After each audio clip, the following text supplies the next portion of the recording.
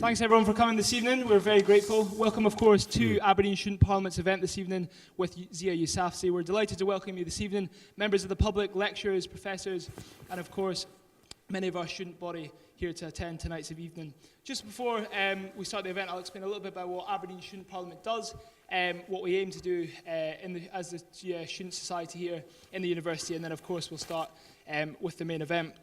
First of all, just before that, I'd like to thank our sponsors. So we've had some sponsorship from the law school, from Crema, which is an ice cream parlour out in the Brig of Dawn, and of course from the Orchard Cafe as well. So we're very grateful to our sponsors, and if you'd like to sponsor us in the future, feel free. Of course, with everything that we do, it's all updated on our social media accounts, so make sure you follow those, like us on Facebook, follow us on Instagram and Twitter and everything like that. So basically our next upcoming event is on Tuesday the 26th, so a week today. We've got our next parliamentary sit-in, which sees the Conservative Party with their last parliamentary sit-in, and then we're going to have a new vote for a new party to be elected in the Student Parliament. The way the Parliament works, we have votes for different parties, or you can stand as an independent candidate. We have different debates that the party in charge will introduce legislation. We'll professionally draft legislation. We have workshops on that. So if you're interested in law, come along, learn a little bit about legislation, whatever degree subject you're interested in. Of course, along with that, then we have our debates, and we debate different legislation, motions, that kind of thing, as a full Parliament body. And we pass legislation then in the Student Parliament as well. We also host a range of events such as parliamentary, public speaking workshops, and all those kind of things as well. So it's a really exciting society to get involved in, and we really hope that you'll get involved in the future. Come to more of our events. We do more stuff like this. We've held a recent event with students versus alumni debate, and the Aberdeen Student Parliament is just getting started, guys. We've started this year, so make sure you get involved, buy your memberships. We have just over 70 members now. Get involved, and the future is very bright for Aberdeen Student Parliament. We're delighted, obviously, for tonight's event, so I'll hand you over to our President of the Aberdeen Student Parliament, who will introduce our guest speaker, who you're all here to see tonight. Thank you very much. Isra Khan. Thank you, Harry. Thank you, ladies and gentlemen. Good evening. Our guest this evening is although known as the father of Malala, but he is himself a hero. A hero who did not clip the wings of his daughter, who became a women's rights and education activist. In a patriarchal society, at times where speaking for those things was not easy. He lived the description of feminist, not knowing the meaning of the word feminist for 40 years. To share his activism, I will start with a poem he wrote in 1988. And here it starts. Young girl, you are not born only to cook.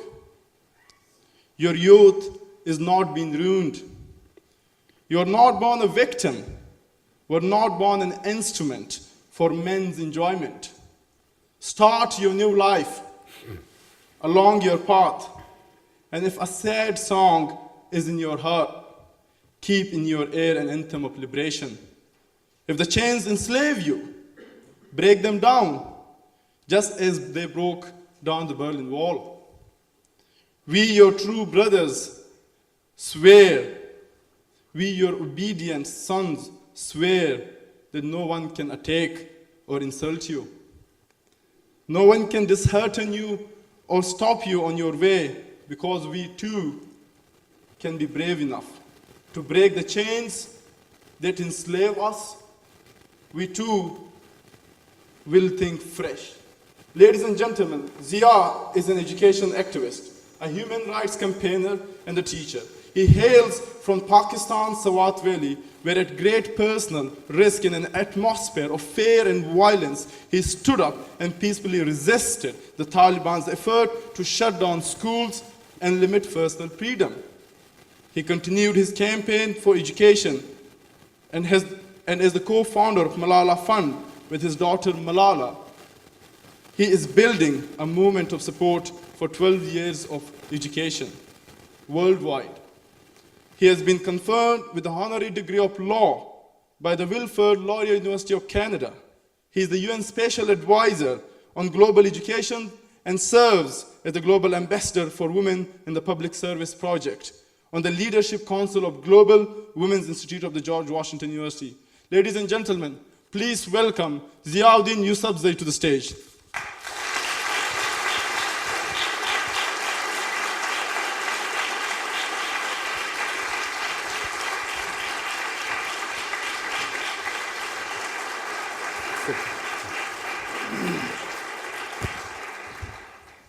Before I give over the mic to Ziauddin, I would like to play a video, a documentary of Malala saying he named me Malala, a trailer up there. So if you can have the video played, please. Thank you. There is a moment when you have to choose whether to be silent or to stand up. Tonight, Malala remains in intensive care. She was shot in the head for daring to suggest girls should go to school. Me and my wife, we cried all the night. The doctors told me she will survive, but she may not be the same as she was. They shot me on the left side of my head. They thought that the bullet would silence us. I am the same Malala. I'm still 17. I'm still a teenager. She's a little bit naughty, little bit that much. Who would you have been if you were just an ordinary girl from the Swat Valley? I'm still an ordinary girl, but if I had an ordinary father and an ordinary mother, then I would have 2 children now. This is my youngest brother. He's a really good boy. This is the laziest one. My father said, "Have you forgiven them?" You've never felt angry? No. I want people to learn from the experience I had. Very nice to see Hello, you. nice to see you. A woman is more powerful than men. What are you doing? In this new school, it's hard. Physics, 61%. You think you could ever ask a boy out on a date? Roger Federer.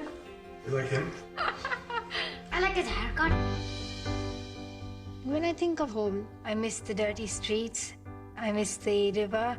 I miss my friends. I just want to see that house just once.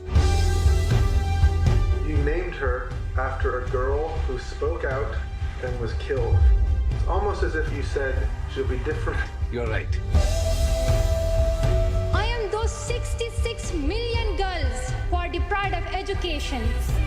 I'm not a lone voice. I am many. And our voices are our most powerful weapons. One child, one teacher, one book, and one pen.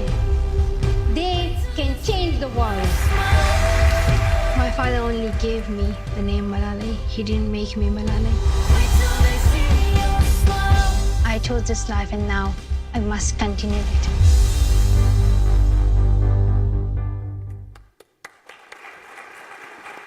Ziauddin Yousafzai.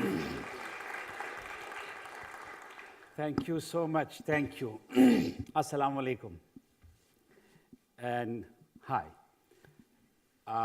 Really, it's an honor, and I'm so happy because I have been teacher for 18 years. So I love to talk to students and hear from them. I was introduced as Malala's father. I tell people that once upon a time, she was my daughter, but now I am her father. And I'm so proud of it. I'm so proud of it.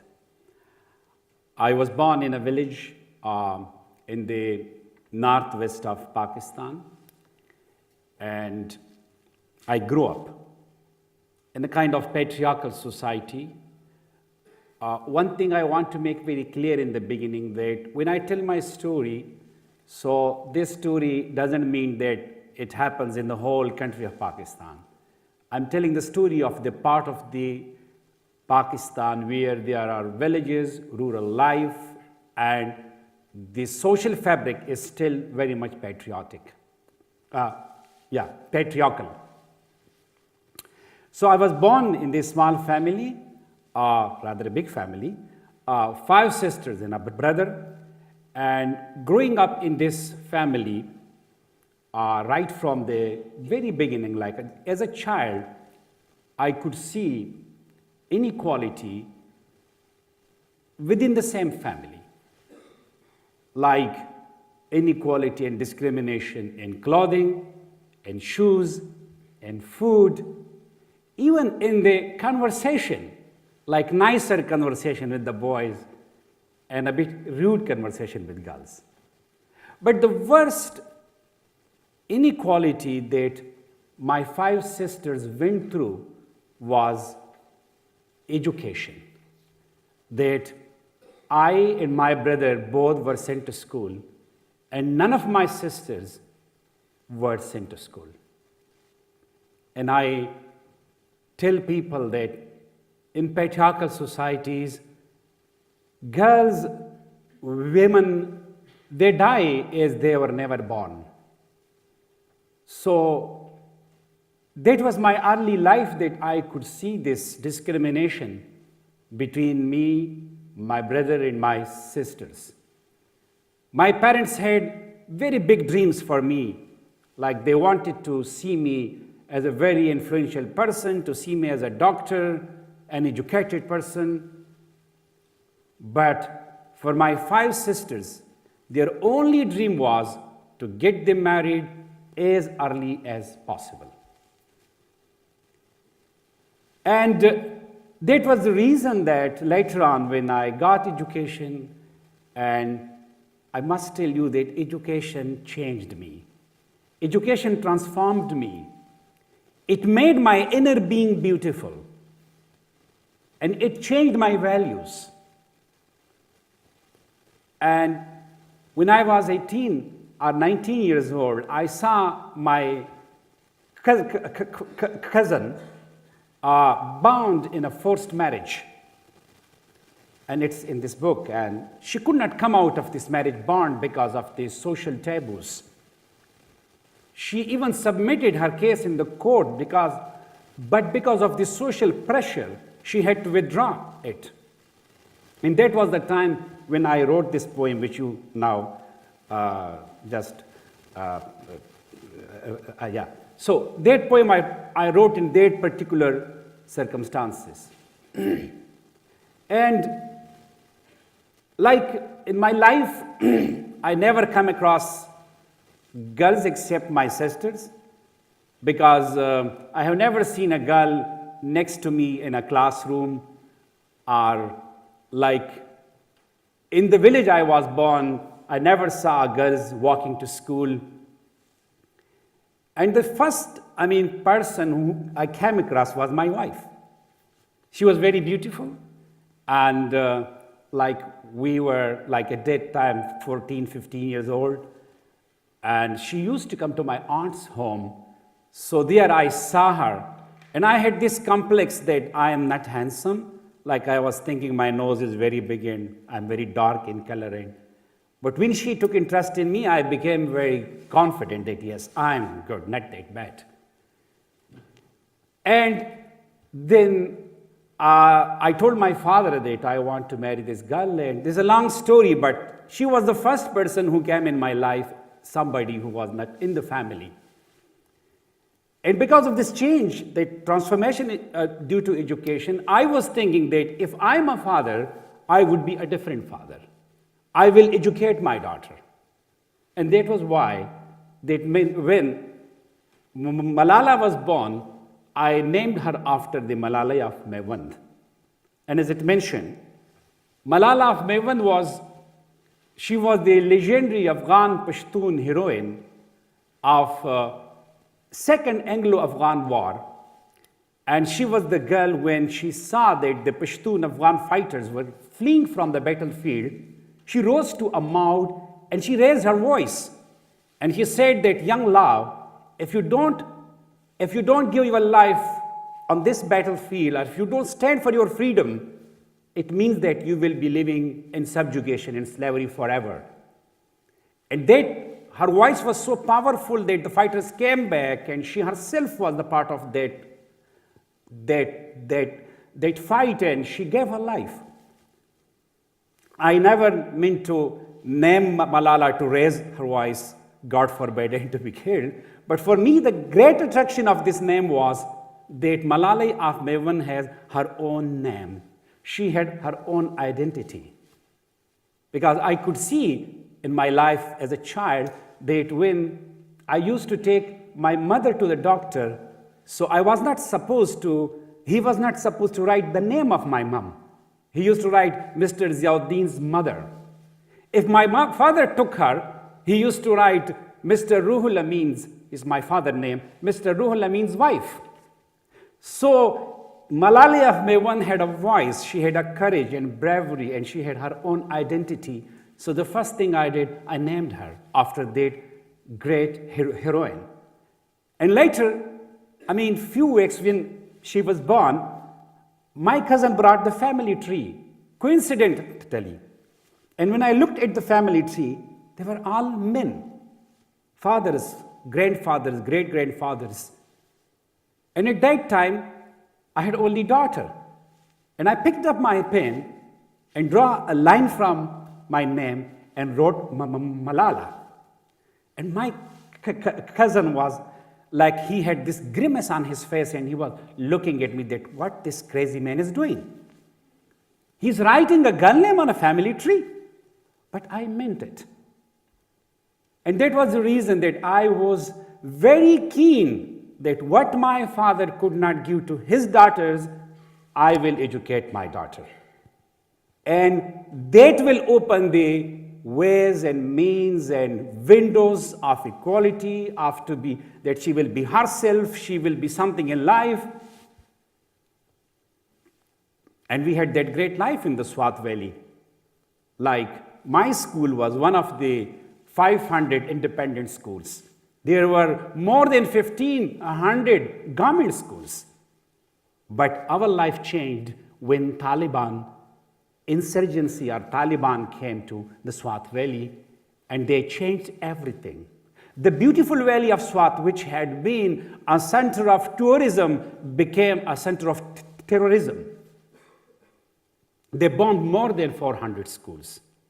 And then they banned girls' education completely. That was the time that when I, from a teacher, from an education campaigner, I changed into a fighter for education. And in our home, like father, like son, people say, but in our home, it was like father, like daughter. That was the kind of, like, in circumstances or situation that Malala got inspired, and this activism was in her DNA, and she started speaking. And few people were speaking because most of the people were very afraid and they were scared of Taliban.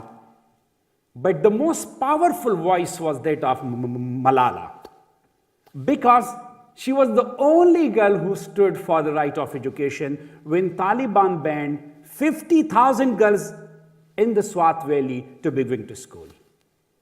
She stood up for that right, and she wrote the BBC blog. She volunteered herself for the New York Times documentaries. That's why I always tell people that when it comes to your rights, you should be the first person to stand. And your voice will be the most powerful voice to be raised.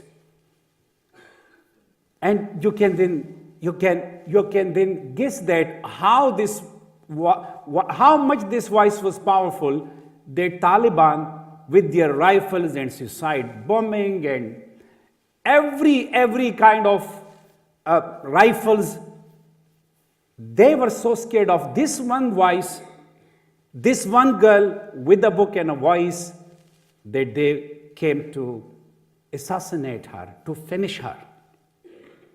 But as we say, man proposes, God disposes. Miraculously, she survived.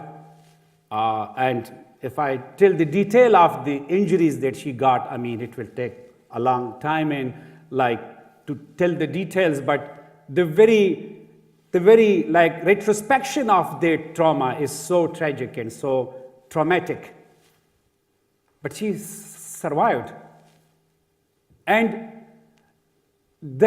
some people ask me that, why did you speak? Because it was a difficult time. And I tell people that, look, it was scary to speak against Taliban, but it was scarier not to speak against Taliban. Because we did not want to live in that subjugation, in the kind of life where everything is controlled by these bigots and bad guys. We had to speak. And the girl who was speaking for 50,000 girls at that time in Swat Valley, now her voice is very global. Now she is speaking for 130 million girls all around the world who are not in school. And this is a common mission, a great goal. In Swat Valley, I was like a leader of my community for education, and she was one of my followers. And now she is my leader, and I'm one of the millions of followers of her. And just to finish with Malala's quote, as you just saw it, she is now 21, not 17, that one teacher, one child, one book, and one pen can change the world. Thank you so much. Yeah, for that inspirational talk, and thanks for coming along all the way from Birmingham. We know that you have a very busy schedule. As much as we know that Malala is an inspiration for millions of people, so are you and your family as a whole. And you had played a key role behind what Malala is today. Not many fathers back in the tribal regions, patriarchal regions do that. They would often dream for a son, to have a son in there, and then to have a good life there. But because often in their tribal structure, where did the thought of always having a daughter came in through? Like, how did that came in through? I would imagine usually the societal, the way the societies are, they will affect you, but it didn't affect you in regards to gender. Yeah, it did affect me in the beginning, and that's why I tell people that when you stand against status quo, or when you stand against social taboos that go, or social norms that go against basic human rights, so the first person you come across is you.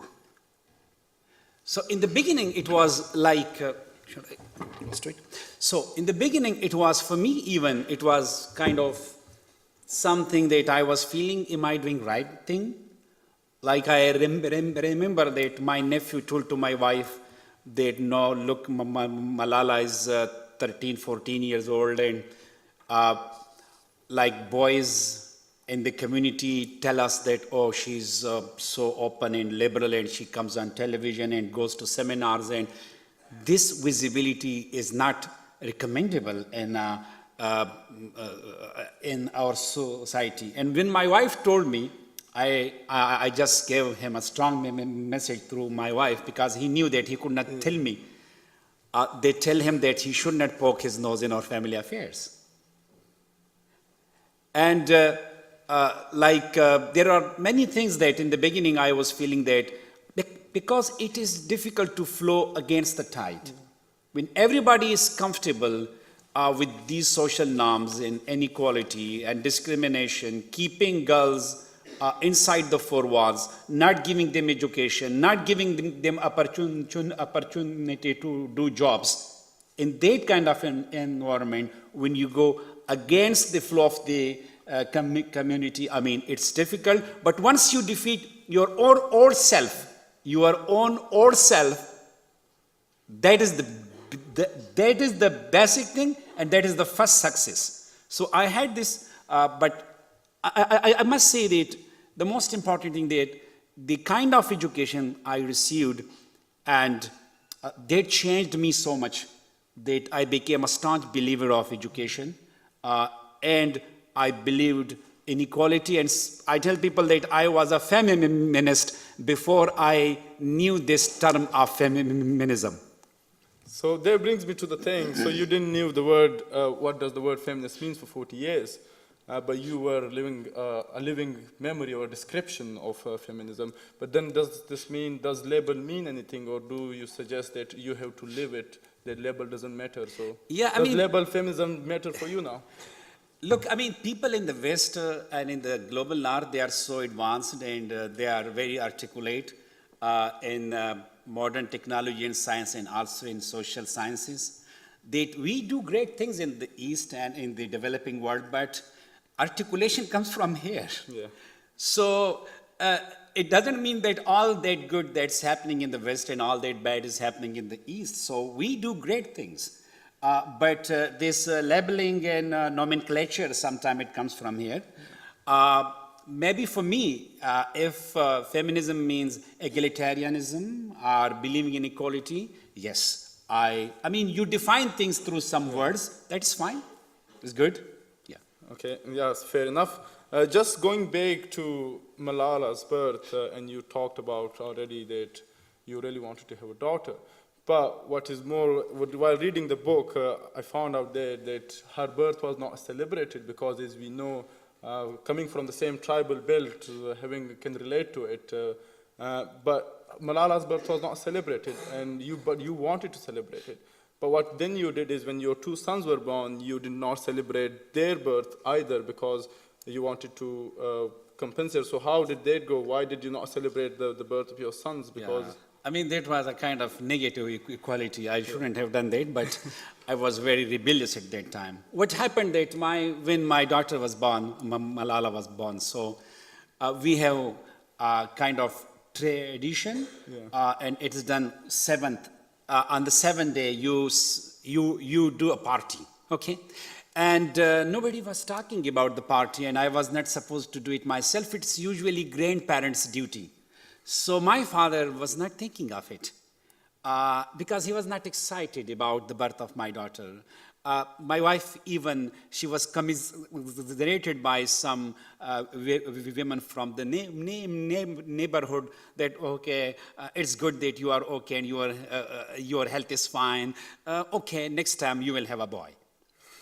But I was so excited because I remember the very morning when she was born, and when I went to the side of to my wife's bedroom, and I looked into these beautiful stars shining like star eyes. My heart and soul were filled with happiness and joy. And I felt that I am the most blessed person on earth. So I could see that, and I was so happy. Later on, when my sons were born, my father then offered that I want to celebrate. I said, no. You did not celebrate that. You can't celebrate it now. So, I mean, these were things that sometimes... I mean, that does make sense in that context. So, obviously, you had Malala, and then you already had this journey going all the way through with your own experience. But the main thing, as you said, is when Talibanization started. So they started, for the context, in 2007 in the Swat Valley. But Taliban were there for 5 years. Until 2009, they did not ban any school, or they did not, may have bombed school, but they did not ban any girls' education. So what was the journey in their time? Was there any struggle going on against Taliban? Did you have any negative connotations against them, or you were fine with them, with the way they were ruling the area? No, actually, Taliban's strategy, I mean, it is good for the students here to know it, for the boys and girls who are here.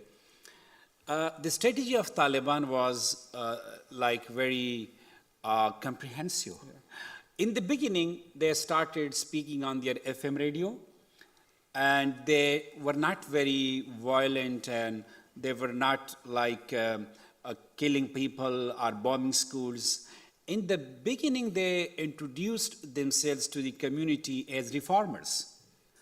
Like if they were talking against polio drops, so simultaneously they used to talk against that people should not use hashish, chars, what it is called in English, I don't know, narcotics. So they were congratulating people for keeping beards, okay?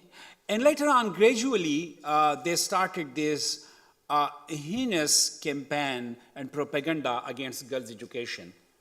And on their FM radio, they used to congratulate girls who left school voluntarily, like the Malala Fund, who was the Taliban leader.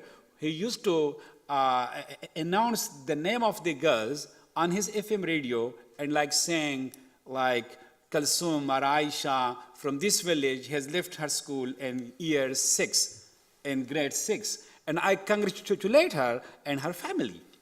So this was the way it was his strategy and plan in the beginning. He demotivated parents about education.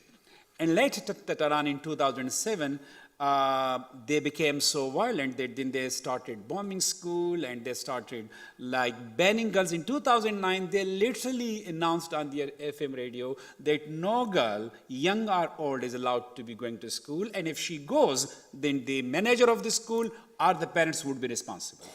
So that was like class dismissed. That was the end of girls' education. And those were very hard days. Like I remember that in 2009, January, we had, every day we had the corpses of the dead bodies of the people in a square, which was famous, which was popularly known as Green Square, but that square became the Red Square, a bloody square. So they used to hang people upside down, and it was a very difficult time. So that was the situation when I was already speaking. Then Malala started speaking, and that had an impact. So life before Taliban was an amazing life. We were a normal family. We were enjoying our life on the bank of the river Swat, like you have river Dee and Don. Yeah. We had river Swat, very beautiful river.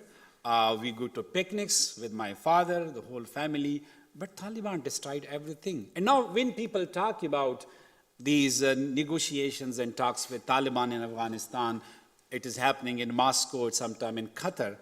And I tell people, for God's sake, the first and foremost thing that should be kept on the agenda should be girls' education and women, the rights of the women. Because if you compromise girls' education and women's rights, it will be so sad about Afghanistan. We are not changing topic, but already, I mean, yeah. So because we know what happened to us. Yeah. I mean, yeah, generally, I definitely agree, as Afghanistan is already an oppressed place for women, and giving them that vacuum would make it more difficult, as you know. But going back to their time, I know it's not easy to take you back to their journey, but I just want to give the audience a context of how hard it was at times. But I also want to give them the context that the role you played, because even though Malala was there at the time when Taliban started banning the school, she was writing blogs and was on the media, but you were the first on the forefront. You were the main target of Taliban. They threatened you. Even they were living next door to you, threatening you a couple of times. You had to even change the routes. What motivated you, having the death upon you, like the threat, what motivated you to keep on going in the society to promote girls' education? I think the most important thing that when you believe in your human dignity and when you believe in your rights motivate you to stand for it, to stand for them. I mean, when you see, like, just imagine for a while that, okay, now Taliban will be in the Swat Valley, my daughter will not go to school, my wife will not be going to the marketplace, after some time I will be forced to keep a beard, which I'm not keeping on my own choice. And they may tell me to shave your mustaches, they are longer, for example. And they tell me that the clothes you are wearing, this color, we don't like this color, you should have the plain colors. You are not allowed to wear the pant and coat because it's Western. I mean, when you see yourself, just imagine, in such kind of code of life which some bad guys want to impose on you, I mean, you have naturally to stand. I mean, it doesn't need a very big amount of courage. It simply needs your belief in your human dignity that you stand for your basic rights. So, I mean, as I mentioned in my talk, introductory talk, that it was scary to speak against Taliban, but it was scarier not to speak against them because that was so important. I mean, I hope many people in those areas take something from that, because even though they are not living in a condition where Taliban are, but they still are not shouting against the oppressive norms of the society. But on the day when, so you received these threats for many times, but you had no inclination that Malala will be threatened. So what happened on the day when I think you were in a protest when you heard that you got a call, Malala got shot?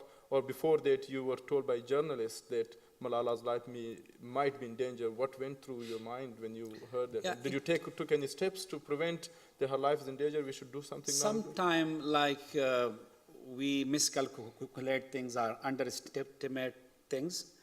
We are Pashtuns, and in our culture, so we belong to the same region, so we speak the same mother tongue. Is there any other person who speaks the same language, like our language? Pashto? No problem. So he knows that Pashtunwali is a kind of code of life as well. And in our culture, in our traditions, a Pashtun is, even in a fight, in a feud, you are not supposed to attack a girl and a child, a woman and a child. So that was one misconception, that I thought that these Taliban, most of them are Pashtuns, and they might have some values. They will not come after a girl. Second thing, I just tried myself to move to another town like Abbottabad, and I had this conversation with the civil administration, but they told me that no, it will make no difference if she is here in Swat Valley or moves to another district. Anyway, it didn't happen. The day when she was attacked was like the most difficult day, the most tragic day in our lives. That beautiful girl who was like a friend, a comrade, a companion, a daughter, a friend, everything. When you lose her almost, it was like I forgot how to cry. And I was feeling that I'm being absorbed by a very big black hole. It was so difficult. So very difficult day, and I was in press club in a meeting, and I was about to speak, and my friend told me that your bus has been attacked. I didn't know who would have been attacked, so I finished my speech and then rushed to the hospital. And there I saw her, that she was unconscious. And then from one hospital to another and into UK. Now she's fine, Thank God. She's fine. Yeah, definitely. I can imagine the trauma. So one moment you are in the tribal regions of Swat, never been outside this patriarchal society, which also we love it, but also they have some norms that we don't like it. And the next moment you are in Birmingham, praying for the life of your one of the most beautiful or loving daughter. But also weeks after that, when she gets getting better, you are introduced to this new culture here in the West. What stuck in your mind at that point? Did it change your struggle? Did it uphold or maybe improve the standards of equality? So at that point, what did you thought when you saw this new world? Did you thought how backwards your region is? I personally think that there are great things about our life in Swat Valley, and coming to the UK was a very big, drastic change in our lives. I had been to USA in 2010. Yeah. It was my second visit, out of those tragic circumstances that we moved to the UK. Look, my first choice was my life in the Swat Valley. That was my option A. This life, it has come out of circumstances. This is option B. You might have read Sheryl Sandberg's book, Option B. Has someone? Oh, you should read that book. CEO of Facebook. So this is for me an option B. The most difficult was for my wife, because she had a language barrier. Yeah. She could not speak English. And we were so, when we were in Birmingham, so seeing girls and women in an open environment, and we were living in a broad street, which is very busy street for the weekends. And when she used to see people on the streets in the winter, so she was saying, oh, they don't feel any cold. I want to touch their legs, that my legs also get warm. So it was, and she used to cry looking at the moon and saying, oh, this is the only common thing. This moon is the only common thing between Pakistan and UK. Everything is different. But thank you to the community and to the people of UK, and especially Birmingham. They are so supportive, and they helped us a lot in our Malala's physical rehabilitation, my children's education rehabilitation, and our social rehabilitation. So though we found ourselves in a new country, in a new culture, but I'm the so this is what education helps you. That when you find yourself in a different place, you don't become like you don't narrow down to yourself, or you don't feel paranoid from the new cultures. While in room, do as rumors do, as much as you can. So my son, younger son, one day he told me that my friends will come and we will have a sleepover at our home. I said, okay, what that is? Like I didn't know about the sleepover edition. And it was fine, and he brought his friends, 6 or 5, and they were in the room and all the night listening to the music, and I was fine with it. It's good, it's okay. So like sometimes we just go through this identity crisis that, okay, I'm losing something if I'm mixing with people in the West, or maybe the people in the West, they are not very open to the people who are migrated to these countries, which is bad in both ways. I mean, we are human beings. We are human beings. We get happy for almost similar things. We get angry for similar things. We get sad on similar, if you are respected and loved, you are happy. If somebody humiliates, we become angry and sad. So our bare minimum passions and instincts are similar. This color difference, if she's white, I'm dark or black, doesn't make big difference. If she is a Scottish, I'm a Pakistani, doesn't make much big difference. I mean, politics basically, the bad politics, I will say, they build on these differences and they bring divisions. Basically, we are all human beings, and we should be open to each other's languages and cultures. It's beautiful, really. My wife is a friend, and she's an English lady, and she's a teacher as well. Best friend in the UK she has. And when she comes to her home, a joy comes to her home. And we like, this is one of the best cultural thing we have, that when it's lunchtime, you are not supposed to ask the guest that, would you like to have lunch? She or he has to sit with you, okay? And asking is not a good thing. You just do it. And when we offer her that, okay, have a lunch, she's so happy because something special for her. Yeah. I mean, I'll take from that, it is all about keeping your mind open and being open to new cultures and of course. That. Yes. But I'll come back to touch upon a couple of more things, and before that, just for the audience. So we also will have a Q&A session, and at the end we will get a chance to maybe have a quick chat with Zia, because we have Blackwell's. They are selling Let Her Fly along other books, so you might get an autograph. He'll be there, so you'll get a chance, and there'll be a chance for Q&A session, so make sure you have written or maybe have the questions in mind. But before that, I want to come back to this women empowerment. At the center of your commitment and Malala's commitment is that you stress so much about education, that education is the key for women empowerment, gender equality. What would you say? I can see that in the West, in the developing countries context, it might be true. What do you think about education, the role of education more in the Western context? Does it play the same role for women empowerment and gender equality as does it in developing countries? Yeah, like when I say that education is the way out, it is basic. Basically, I say it from my own experience. And the knowledge that comes from experience is very authentic. This is my thinking. Because when I look at my sisters or the girls in the village where I was born, their life ended there. I mean, it's not bad that you live a life as a mother and have children. It's good, it's okay.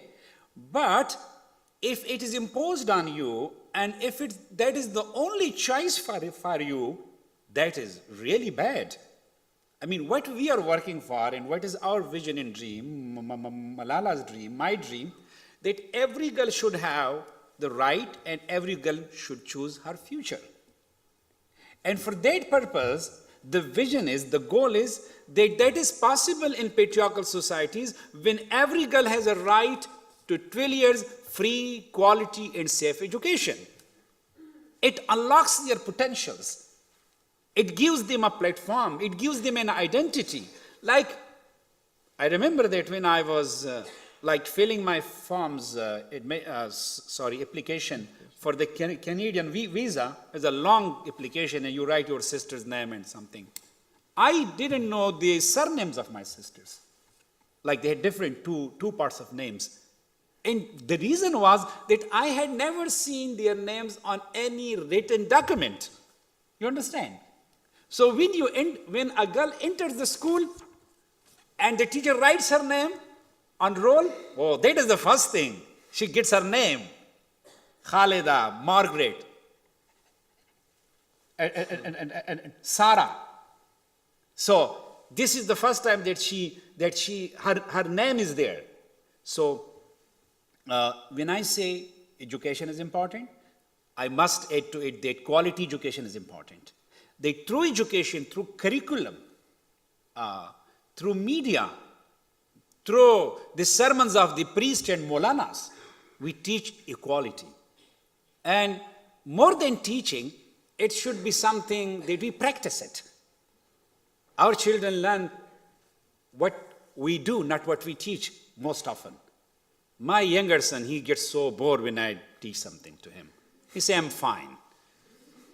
So, but if I want to see in my children the value of equality, that they believe in equality with the sister, and they believe in equality for girls around them in the classroom, wherever, I mean, the first thing they could learn it from that how I treat my wife or how my wife treats me. If we have this beautiful equality and love in life, they will learn from it. So this is the most important thing. The second, when you say that, like for example in Japan, we see that I have heard it, that men don't take much part in upbringing of the children. Most of the work is done by mother, which is a kind of inequality. Like husbands, I mean, they should have their part in bringing up the kids. In America, I mean, there is sexual harassment in workplaces, and the same problem in India and maybe in other countries. So it varies, but the success of the West or the developed countries is that at least they have agreed on that a woman can go out. And that's why they use a term of glass ceiling. Like they're still struggling. There is a glass ceiling, but there is an iron curtain. You don't see anything beyond. So we have the struggle, there the struggle is much more difficult than struggle here. Then you see inequality in the parliaments and the like executive positions. We see less women as CEOs, presidents, prime ministers. And this is very interesting that in many universities now, we have more girls than boys. But in practical life, we see more boys than girls. So this is something, I mean, we should. So, I mean, all those are great things. And now what strikes me more importantly is in regards to patriarchal societies, I'm going to want to go back in there in a sense that there's the main region where there is a huge gap. And as you said, the main role can be played by men's brothers, fathers, husbands. They can play that role. But you have written in your book that some men feel embarrassed or ashamed to believe in the empowerment of women. There are many men who are prepared to think differently about their daughters' future, but some men encourage their daughters' freedom without owning the change in themselves. These men believe in equality, and yet they do not shout about it. It needs to be shouted about because misogyny is everywhere. As strong as that statement is, what my thing is that in those culture society, do you think even the people, the men who have all the intentions, but they are also, their hands are tied by the societal pressure, it's often not easy for them to come out the same way, to be such rebellious as they can't, all of them can't be Zias or Malalas. What's your advice for them, how to come out, to not for a revolution, but like slowly and steadily for them to come out in that? Yeah, I personally think that it is happening even if I don't tell them or I don't advise them, because it is happening. The village where I was born, as I mentioned, that I didn't see any girl next to my, I dreamt that if we had some girl student in college, but we had no girl student. But in the same village, right now, 200 girls are going to a school that has been built by Malala Fund. And that's not the only school. There are many other schools as well where girls are going to the schools. Parents are changing. And patriarchy is breaking gradually. I mentioned my nephew who was opposing Malala's feasibility after 12 and 13 years. He is the biggest supporter of Malala now. The cousin who told me that why I'm entering Malala's name on a family tree, later on when we were in Pakistan and Malala became this famous popular girl for her country, he wrote a long poem to praise her. So when we set examples, actually people support success. This is our problem. When they saw her a successful girl, I'll tell you an interesting thing, and it's in this book, like, you know, like Benazir Bhutto, who was martyred,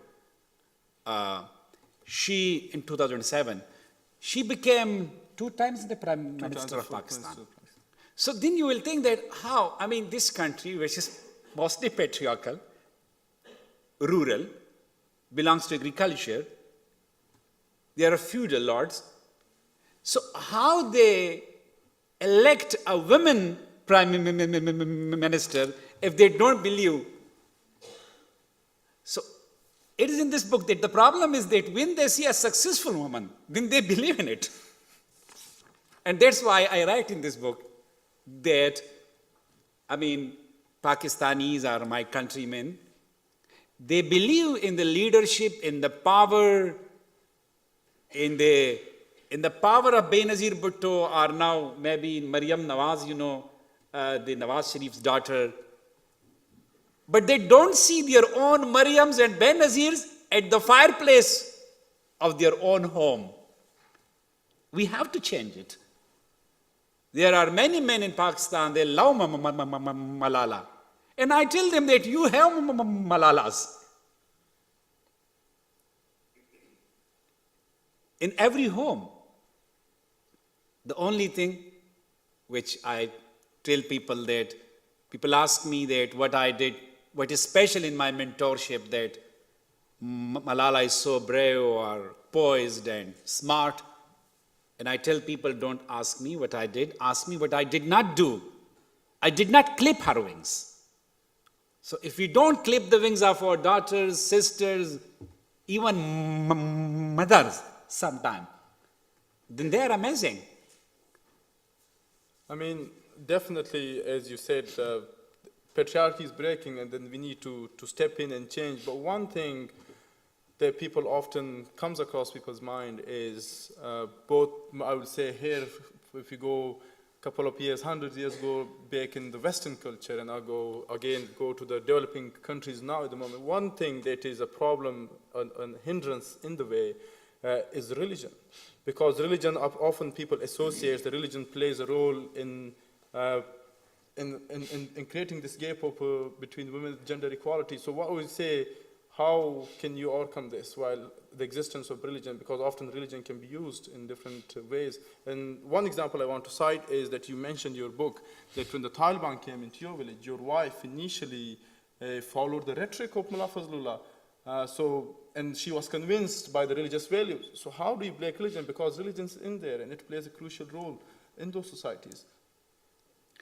Yeah, it's a big challenge because when feudal and tribal societies, patriarchal societies, these values, they are cultural. basically. They are cultural. Religion, the narrow code or narrow thinking of faith or religion strengthen those cultural values, social norms. Like, let's say, for example, if tomorrow in what is your village name in Gulistan. In Gulistan, if we will say, God forbid, for example, if everybody is like they say, we don't believe in any Islam, what do you think? Will they now be coming out open for girls and women? No. Their culture will still keep the women inside the house. But what happens that these Maulanas and religious scholars, they strengthen the feudal or the tribal or the patriarchal social norms. The problem is that if we seek justification or seek proofs from divine books, and especially religion is something that people can interpret it in any way. Like from the same book, you can prove that somebody should be killed, and from the same book, they prove that if you kill one human being, as you kill the whole humanity. So I will personally think that we should, in our curriculums, we should have this critical thinking, and also if we can motivate the religious scholars, which is very difficult, that they change themselves, but they will not. But we should come with a quality curriculum for the children, which teaches equality, tolerance, democratic values. That is so important. But then I am the son of a Maulana. Yeah, that's what I was going to say. My father was a religious scholar, and he used to give sermons on every Friday. Every day, 5 times, he led the prayers. But he was very liberal Maulana. He was very good Maulana. He never taught me that you should treat your wife with inequality or harshly. The great thing that he did for me, that he gave me education, modern education, quality education, and that changed me. But then your 5 sisters didn't go to school. Of course, it was his responsibility. He could not do it. But for me, he was a great father because he educated me. In those days, it was a step forward. Because being the son of Maulana, I was supposed to become a Maulana. And at some stage, there was social pressure on him that, look, you are leading prayers in the mosque and you are this preacher in the mosque and your son is getting modern education. It's not good, it's not fair. But my father knew for me that the coming age is of modern education. And that's why he was stubborn to send me to school. So, yeah. I mean, yeah, it's indeed, you are what you are maybe because the role your father definitely played in your life. So we have Malala, and you come across this harsh journey, a journey where you have to struggle, but also you have been now inspiration for millions of people. We know Malala is now in Oxford. Spiders. What other fears and challenges do you think Malala, the 21-year Malala, faces now in this 21st at this time?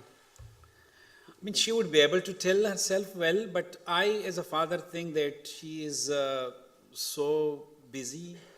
And all your university students, you know how much work you need to do. I don't know how much you work, but I mean, you need to do. I said how much work you need to do. So she needs a lot of work to do, assignments, essays. And in the first year, she was socially very active. I become so happy when I go to Oxford and I see her being loud is Malala the normal girl, not like a famous girl or Nobel laureate, no, just a girl. And her class fellows, boys and girls, both love her so much. She's a very beautiful human being. I'm so proud of her for that. So that's one thing. But the big challenge is that how to balance her work for girls' education. She appears in United Nations General Assembly meetings. She goes and meet world leaders to do advocacy for girls' education. And it has a great impact. In SDGs, the UN was thinking to include 9 years of education as compulsory for every child, mandatory for every child. And then because of our organization advocacy and because of Malala's personal advocacy, she went and she met many influential leaders and she spoke to them that for your children, this is not the criteria. You want your children to study computer and sciences and everything, higher education. And for world's children, you say 9 years education only, it is not going to happen. We will not accept it. And then thankfully, we were able to change the language. And now 12 years of education, like secondary education, has been made compulsory mandatory in the SDGs. Likewise, we have Gulmakay champions. So Gulmakay was Malala's pen name when she was writing the BBC blog. And Gulmakay is like cornflower in Pashto. Cornflower? Yeah, Gulmakay. So we have some 40 champions in the world, in the countries where most of the girls are not in school. Like we have Gulmakay champions in Nigeria. We have Gulmakay champions for the Syrian region, and Jordan, Turkey, and Lebanon. We have Gulmakay champions in Afghanistan, and we have a big number of Gulmakay champions in Pakistan, in India. So these champions, they are local advocates for girls' education. They work with community and they do lobbies for with the government to do more investment in girls' education. So like in the north of Nigeria, in the Kaduna state, the governor of that state, he passed a law through their parliament, Child's Rights Act, and through that law, 80,000 children will be able to get their education. So these are the changes which are so important. So doing that work, which is our mission, and being a student of Oxford, like next day a teacher says the assignment must be complete, and when I call her sometime at 2 a.m., 3 a.m., she's awake. So I feel, for yeah, Nobel laureate. No excuse at all. Yes, no excuse. Well, it's Oxford, so standards have to be kept. So Malala has met many leaders across the world, as you said impact on many of them, but she has also met people like Barack Obama, Prime Minister of Canada, of leaders from the United Nations, the Queen. Do you think, apart from they use it more for an image of themselves to improve, we have met Malala, but do you think she had a real impact on their views, or it had been improved their views in regards to women empowerment or education in developing countries and sending pen paper rather than... I think that sometimes it doesn't work, to be honest. Like leaders have their own agendas and their own priorities, but I have seen occasions where she has been very influential, and when she was going to Canada and she was invited that she should be the 6th honorary citizen of Canada and she should come.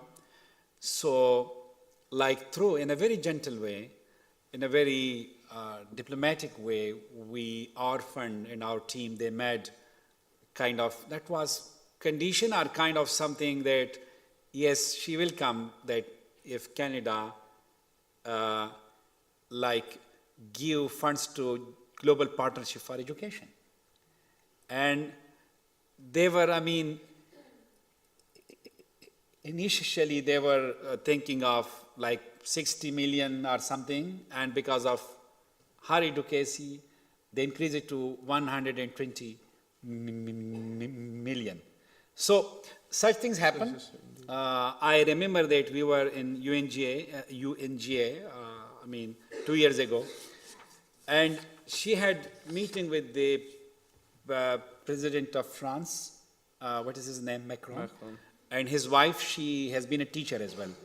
So we had some conversation in the lobby, and then we went inside to their office in the UN, and they were so absorbed and so involved in this conversation for girls' education that they were supposed to speak for 20 minutes, and then at the time went to like half an hour. And when we came out, I will not mention the country's name, but the prime minister of very, very important country was waiting outside. So the president forgot that somebody is waiting outside. So I was happy that yes, she carries this mission of girls' education, and world leaders, at least they are listening to her and they are helping. So yes, and she is a kind of girl, she's very stubborn, that, so her dream is to see every girl in school in her lifetime, okay? And she says that if I will be keeping on saying and saying and saying and say, like knocking at the door. And I mean, when you say, a child demands, my son when demands, oh, give me something. And that time I say, okay, take it, but forgive me now, it's okay. So we keep. She keeps on going. I mean, and this is how that we all can learn from it, that we should keep on. If we are right and we are standing for something that is very important for our communities to grow, I mean, we should keep on saying it. And girls' education, it is such a phenomena that it changes individuals' lives, it changes, transforms communities, builds nations. This is a statistic of the World Bank together with our foundation, that if every girl is educated for 12 years all around the world, we will increase $30 trillion to the world's economy. Can you imagine? $30 trillion. So girls' education is something that if we educate our girls, we will make our world safer, healthier, and wealthier. I mean, she definitely is on a great mission, and obviously an ambassador of millions of girls around the world at such a young age. So we probably are running out of time. I would just last two questions. My problem is that I speak for so long for one question. I mean, it's a great Malala story. tells me that be short, be precise. It's difficult to learn now. Okay. Well, you have put all those in the book, so that's great. Yeah. So I'll finish just with the two questions. One, basically, so when Malala got into Oxford on the day she was given, all of the students were given a cup of tea by the principal, and you write, you shed your tears when Malala was offered a cup of tea, and you said, and I quote, all girls should be offered a cup of tea in their learned institutions, be it in Pakistan, in Nigeria, in India, in America, in the UK, both for its own sake and for all that it symbolizes for you. What does that cup of tea symbolizes for you and for the girls over here? Should they be getting a cup of tea in Aberdeen? Yeah, I think all boys should give a cup of tea to girls, okay? Henceforth. Okay. I mean, that has a very particular context, like giving a cup of tea by a man to a girl, by a teacher to a student. I mean, it is normal, maybe normal thing. But for me, like the girl whose basic right of education was denied by Taliban a few years ago, the girl who was almost was being killed, I should say that, for that right of education. And that girl, now she is standing in this room of the LMH Lady Margaret Hall, Oxford College, and then the principal, he poured water in that English breakfast tea, which I don't like. I mean, Pakistani tea is the great tea, okay? Strong tea, fantastic, truck marka. And he was making this tea, and I was thinking that he will be taking his tea, and then we will, everybody one by one will go and we will have our tea. But he just moved from that tea machine and he went to the other side of the room where Malala was standing, and I mean, it was a moment that it filled my eyes with tears. I was, oh my God, I mean, what is happening? I mean, a girl who is being offered a cup of tea by a man, and the man is not an ordinary man, he is the principal of the college. And this is what I want to see, like, this is a huge, big change. Am I right? I will agree, definitely, yeah. Yeah. If But she's getting this, a tip from the principal this of is Oxford. something that when you believe in a change, I don't want to take any credit, but I must say, for learning, that my father, like, he didn't take any interest in his daughter's education, in their upbringing, in their grooming. Like, my mother was a bit caring that to make them good wives, but my father was, more about us. But when my father saw me taking so much interest in my daughter, he also changed. Like the father, my father, who didn't send his girls to school, his daughter to school, when Malala was young, very young, because he died in 2007, he used to ask, what is her position in class? And once she stood second, he was so sad. And her name is Malala, so its meaning, world meaning is like sad or grief stricken. And he said, this name should be changed, and because he was very good in these scholarly person, like he knew what it means. And I told him, look, this is not after the literal meaning. I have named her in the historical perspective of the word, like Malala Fund. Then he was happy, but still he used to sing a song for her, da Malala da Mevanwala da Patul Jihan ke da Khushala da. She is Malala, she is like Malala Mevan, and she is the happiest girl in the world. So, even he took interest. So, things change.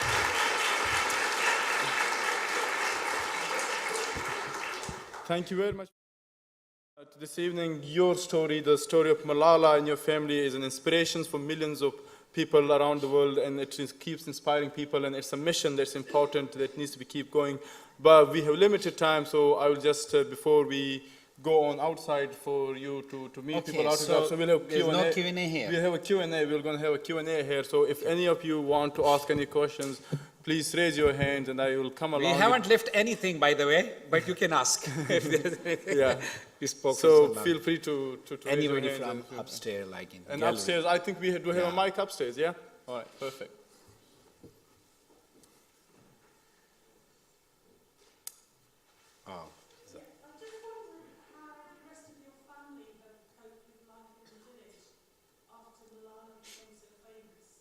The Taliban still being around? Yeah, so like we have an extended family in Pakistan. My brother, his sons and daughters, my sisters, they have, aunts, uncles.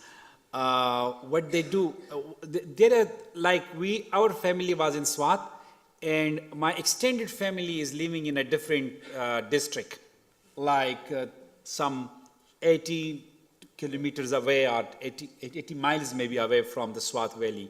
So they keep very low profile, not talking much about us.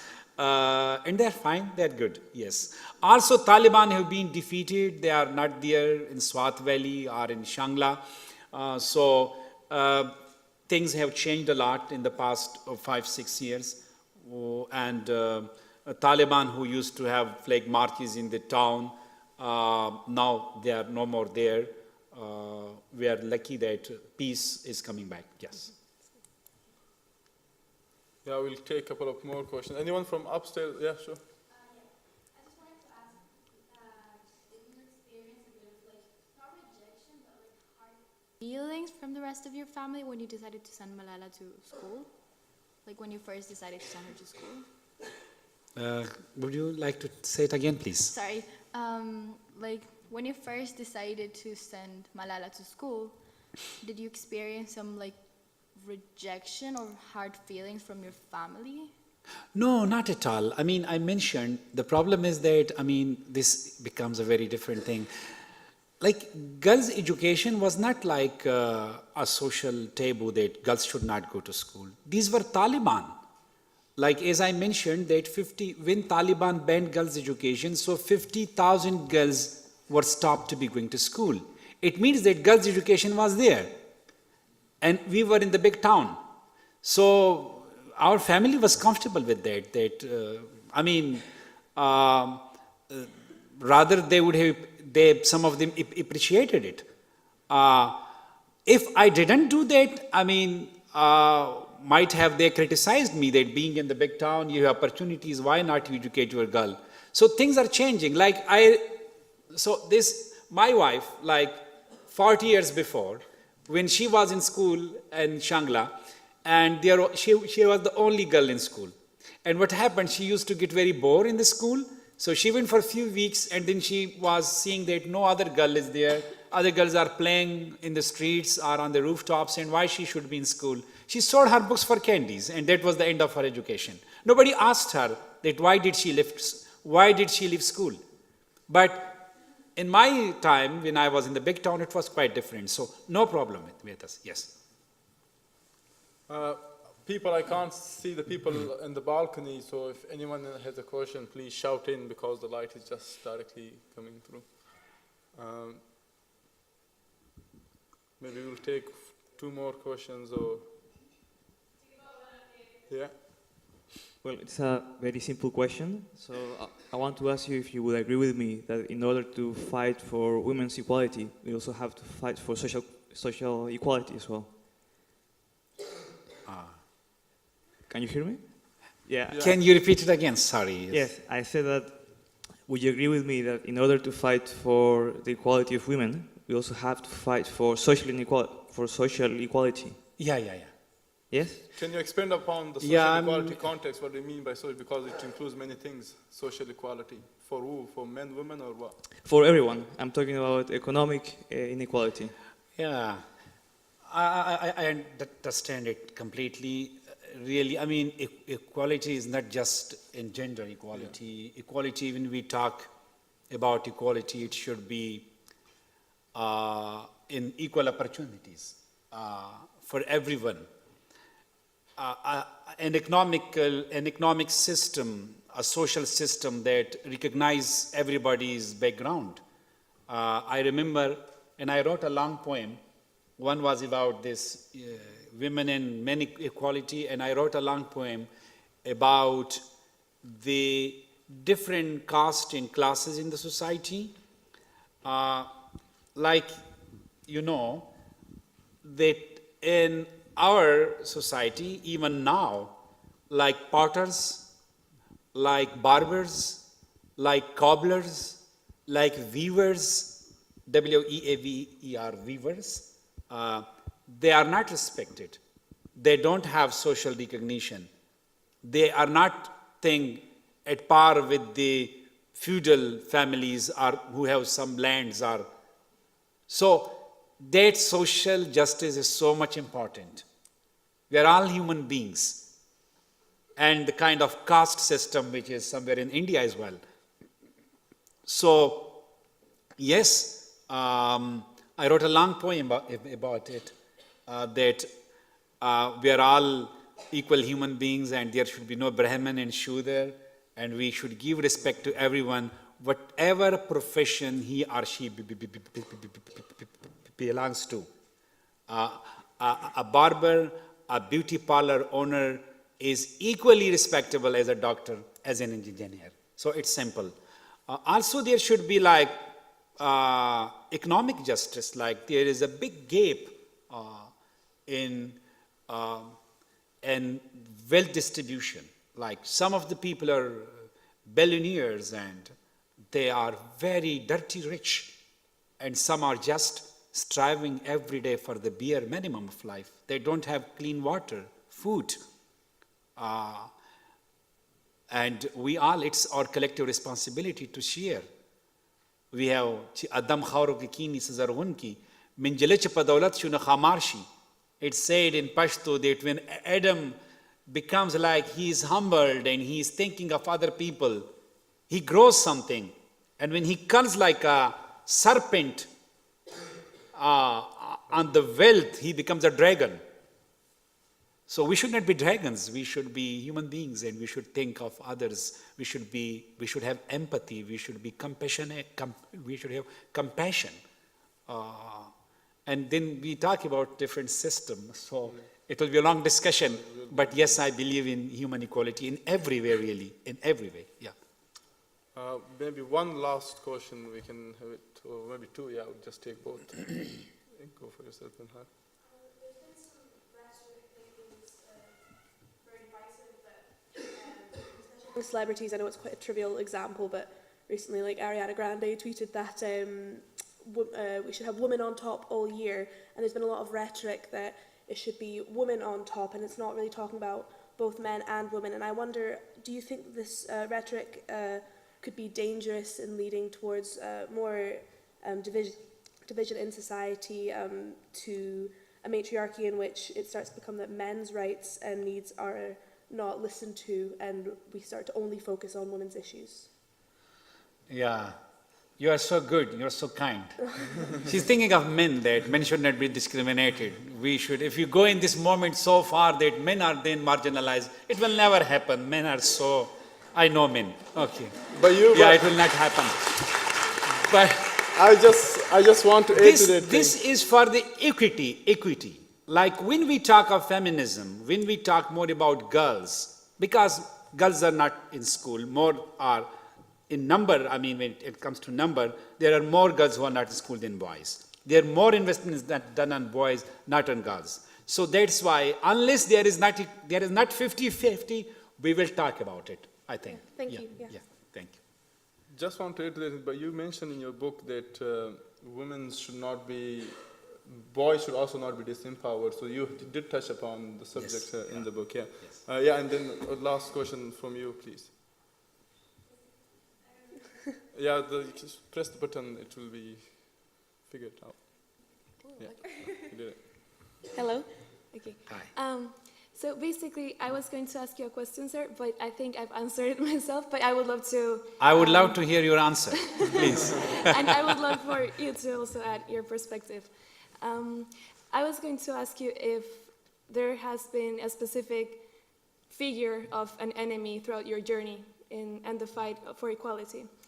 And when you mentioned that your motivation throughout this journey of yours has been the dignity of us humans and human rights themselves, that's when I realized, well, maybe the enemy of this journey of yours could potentially be that you might arrive to the point of saying, well, maybe it's too big of a challenge to even start.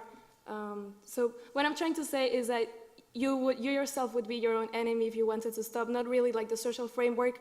Like, it's not that we're really victims of how society has implemented the rules of behavior and etiquette or how we treat humans, but really it has been our own perspective of it. So, yes. Yes. If that makes sense. I mean, it does basically, if I understand correctly, you're saying that we humans are also the enemies of ourselves by influencing our own perspective at points. Right.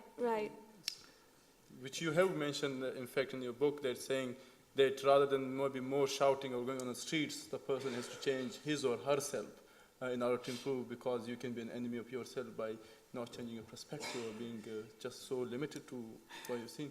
Yeah, like when we talk about equality, I think we want to tell men to be fair and to be just and to be good human beings, to believe in equality. It is good for them, to be honest. I'm just thinking that if I had not been the kind of person that I am, and if I had been in the Swat Valley, a kind of husband who used to be always keeping an eye on my wife, controlling and monitoring, and authoritative husband with these mustaches, I wouldn't have done anything good in my life. My wife was a great strength for me. I was strength for her, he was strength for me. And believe me that if she had not this freedom or encouragement from me to go out, to take children to the hospital, and to go to the school. And she was on a board of a school. He was not educated, but she was socially so active. My life would have been so difficult. I wouldn't have been an activist. So, if men want to make their life easy, they need to come out of this stupidity. I will call it stupidity. And for this thing, for this human dignity to believe in equal human dignity for men and women, sometime, even today when I see people, when I post something, I see a troll sometime. People praise, if like 80% people praise, there are 20% people. Sometime more than that, they troll. They say, oh, you are a covered man. They say that you are, just one example, let us talk frankly, you are students. So this is patriarchy, or this is something, what I call it. They blame me that, you are depending on your daughter for your earnings. Your daughter earns and you eat it, like you are a covered man. And one day I posted something that if fathers feel proud to be depending on sons, if the sons earn, you feel proud of them. Oh, my son is a doctor and he's earning, and I am now he's supporting me. Why should you be ashamed for the earnings of a daughter? You understand me? We need a change. If you are being a father, if you are proud, being supported financially by your son, you should be equally feeling proud, supported by a daughter. This is what we want. This is the change we want. And that's why we are always talking to these men. They're not changing. There's some problem. Okay, they will change. No worries. All right, thank you very much. We definitely need that change. And thanks again for coming all the way. So before finishing, we have two things to do before we move on to the James Mackay Hall. First, we have a small gift from the Student Parliament for you, and then we'll have a committee photo with the amazing committee that has put this whole event in together. So if you guys can slowly come in through, and in the meantime, I can present the gift that we have. It's not have the same value as the gifts you have got from the prime ministers or the presidents, but it is something that is with true intentions of the Student Parliament. Thank you so much. And you are now an honorary member of the Aberdeen Student Parliament. Thank you so much. And also, thank you again for coming along. Thank you so much. This is something that you remind me of. Thank you so much. Thank you, everybody.